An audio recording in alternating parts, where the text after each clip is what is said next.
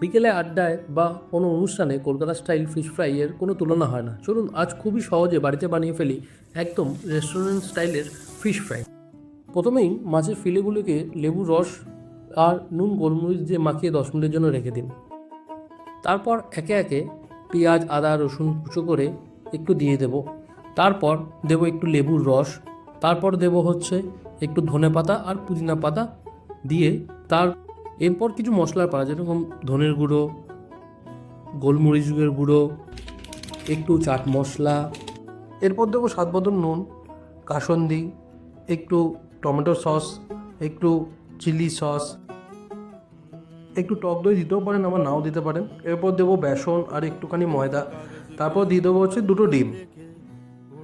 এখানে আমি টক দই ব্যবহার করেছি, আপনারা দিলে দিতেও পারেন আর নাও দিতে পারেন। ডিমটা দেওয়ার পর ভালোভাবে জিনিসটাকে আমাকে মেখে নিতে হবে। মেখে নেওয়ার পর 5 মিনিটের জন্য রেখে দিন। এখানে আমি বিস্কুটের গুঁড়ো ইউজ করছি আর একটু সামান্য নুন, কর্নফ্লাওয়ার আর গোলমরিচের পাউডার আমি এর মধ্যে দিয়ে দেবো। আমার এখানে মোট 30 পিস ফিশ ফ্রাই করার জন্য আমার 1 কিলো 200 মতন বিস্কুটের গুঁড়োর প্রয়োজন হয়।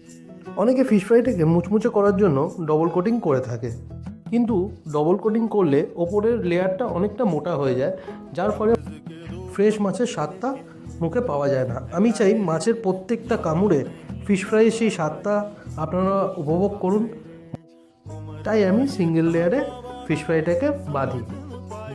আপনারা দেখতে পাচ্ছেন অনেকটা খাটনির কাজ এটা, মানে ধরে ধরে প্রত্যেকটি মাছকে বেছে তাকে শেপ দেওয়া, ভালোভাবে কোটিং করা, এটা খুবই একটুখানি ধৈর্যের কাজ। ফিশ ফ্রাইটা রেডি করে কিছুক্ষণের জন্য রেখে দেবেন যাতে জল জল ভাবটা কেটে যায়, যাতে ফিশ ফ্রাইটা তেলের মধ্যে দিলে ফিশ ফ্রাইটা ভেঙে না যায়।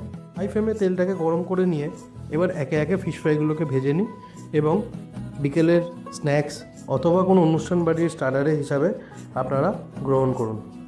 ভিডিওটা ভালো লাগলে অবশ্যই একটা লাইক এবং একটা কমেন্ট করে আর রেসিপিটা শেয়ার করে দেবেন আপনাদের বন্ধুদের মধ্যে।